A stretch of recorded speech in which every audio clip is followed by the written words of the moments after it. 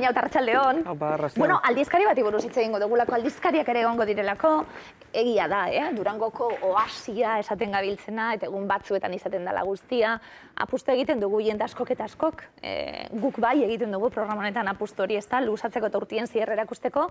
Hala ere bada topaleku ona, bestak beste, gauza barriak bilatzeko, danok alkarri ikusteko eta ikusgarritasun hori lortzeko bai, txiki moduen askotan behar duguna bai. Bai, guk desertuko bide hori dagoeneko gina daukagu, orduan guretzat garrantzitsua zen Durangora heltzia, gehien bat jendeak ikusteko orain arte egin dugun lana eta hemendik aurrera egin gure duguna. Bueno, esku hartan daukazu, ze potolu edan aldizkariz dezuena, Armaila aldizkariz kirolari buruzko aldizkariz euskeraz kaleratzen dana ikusi genuelako aurkezpenien eta sarean ere oso aktiboak zarete eta sarean ere ikusgai dago.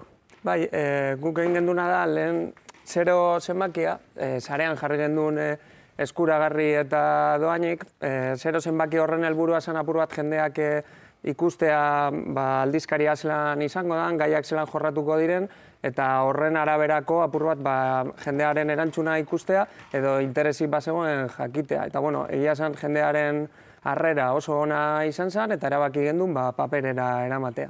Esaten zabiltzielako bai, Einaut zure elkarrizketaren ematen irakurrita, bazegoen utxune bat, egia da?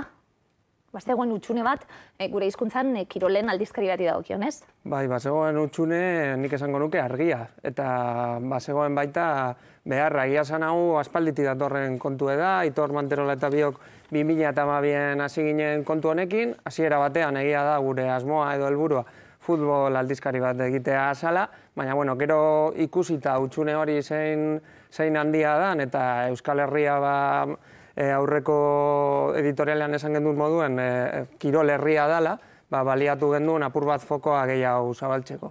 Bada, kirol herria. Bai. Guk uste dugu baietz eta horregaitik hasi gara proiektu honekin. Kirol egiten duenak behintzet ikusi egiten dugulako. Nik egin gitxi, bai, gero kontsumitu asko be, bai. Nik uste dut jende asko esaten dagoena baina gutxiago egiten dagoela, baina irakurtzen badabe, bada zerbait. Hala ere, sarean atarata, bestelako jauzia dalako gero papelien eta aldizkari egitea.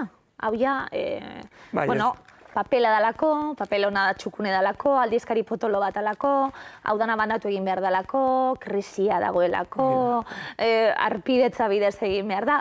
Bada bai, utxune bat hau, baina bada apustu bat bai, onelako produktu bat bati. Apustu bada eta gainera kontuten hartute urtean zenbaki izango direla. Orduen, hori, hasiera batean ikusten egin du nia interesa zegoen. Eta hoin argi esan da, bilatzen ari garena da, apur bat, gehien bat arpidetzak. Arpidetzak dira gure urrengo erronka, are gehiago, zenbaki konkretu bat jarri diogu gure buruari, eta helburua izango litzateke, lehen zenbaki hau urtetan danerako, ja, 100 arpidetza lortza, gitxi falta jakuz, eta gero urtea bukatzeko 300 bilatzen dugu. Bueno, zenbakia jarrita, 100 arpidetza orain 300 urte amaieran, zer egin behar da, arpidetza interesa duenak? Oso erreza da, armaia.eus webgunera joan, eta bertan aurkituko ditu bi aukera bat arpidetza digitala eta bestea papelean dana. Einaut esaten gabiltze, 5 zenbaki urtien onerako eta txarrerako. 5 zenbaki pentsatzeko patxada uzten duelako, gauzak garatzeko aukera egiten duelako aldizkariak, historia apurtxu eta argazkizek zaindu, generoi dagokionez bezekulako lana dago egiteko, etori ere hartu duzu erronka moduen, zer erakutsi nahi du, zer ekarri nahi du Armailak? Bueno, Armailak nahi duena da, kirolak daukan egunerokotasun horretatik apur bat alde egitea, gaiak sakon jorratzea, parekidea izatea, guretzat oso garrantzitsua zen bereizketa, normalean komunikabideetan egoten den bereizketa hori ez egitea, eta gero kirolei dagokienean apur bat lantzea txikitik handira, ez izatea dana futbola, ez izatea dana eskupilota, eta apur bat erakutsi jendeari badaudela beste realitate batzuk eta oso interesgarriak direla.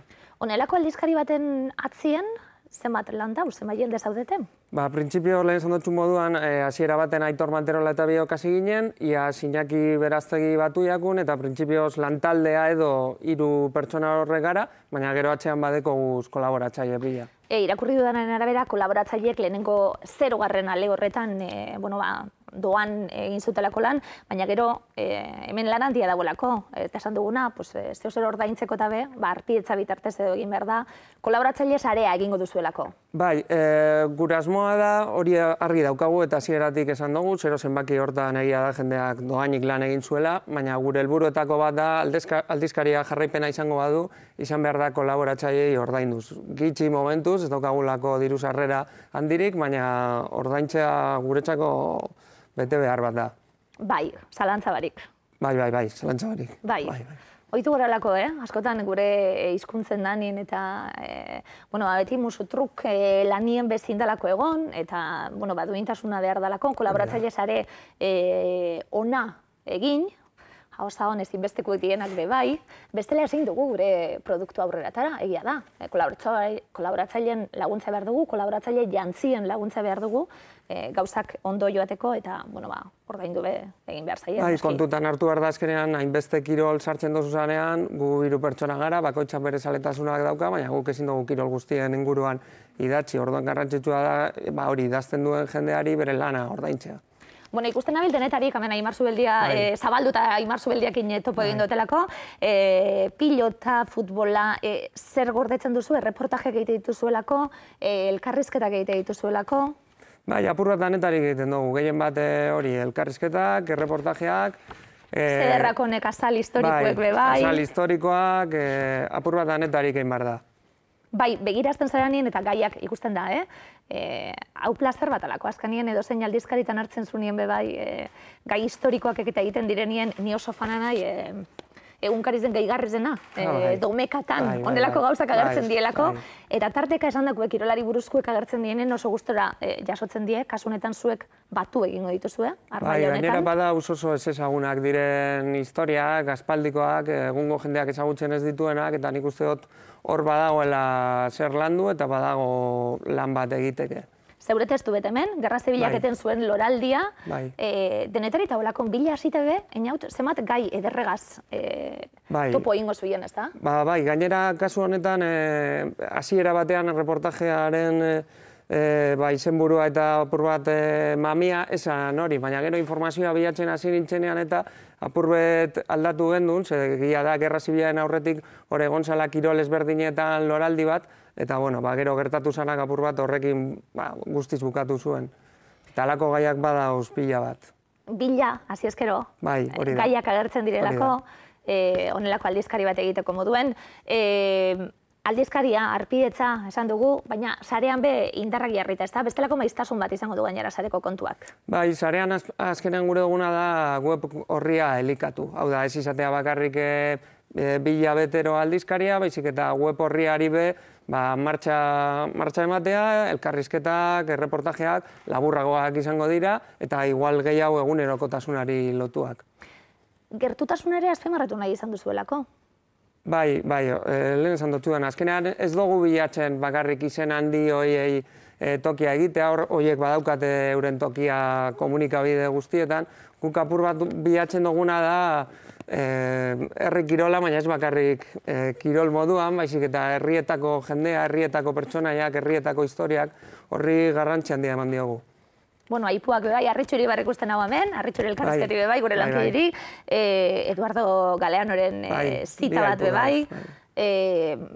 Kirolarekin gauza asko kontatu aldielako. Kirola metafora handia dalako gure gizartearena, gure... Bai, argi da, guk editorialean bertan esaten dugu, ez? Kirola eta politika adibidez betidanik nahatzean egon direla. Kontua da, zein izan da erabilera eta nori eragin dio onura horrek. Baina, bai, guk ez dugu bi gauzak ezberdintzen. Uste dugu batuta doazela eta kontua dela hori. Osea, zeren mesedetan egiten dan lan eta noren mesedetan egiten dan lan.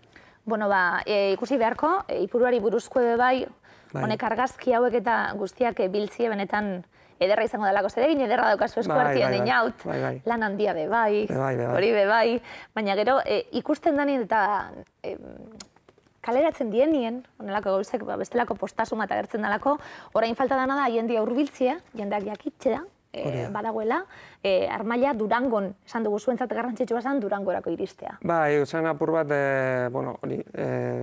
gure ibilbide guzti honen bukaera. Eta, bueno, aukera polita zen apur bat jendeak aldizkaria ezagutzeko. Bueno, Durangotik dabilenak, jakin, esan dugu, etzi zabalduko ditu bateak Durangoko azokak 52. edizioa izango da Domekara bitartien, eta besteak beste aldizkarien atalien, euskarazko kirolei buruzko aldizkari txukun hau, benetan, ederra dalako. Einaut, basagi lanien, ez da besterik ez da? Ez, momentuz ez. Lan da lan, Einaut Barandiaran, mila esker. Eskerrik asko.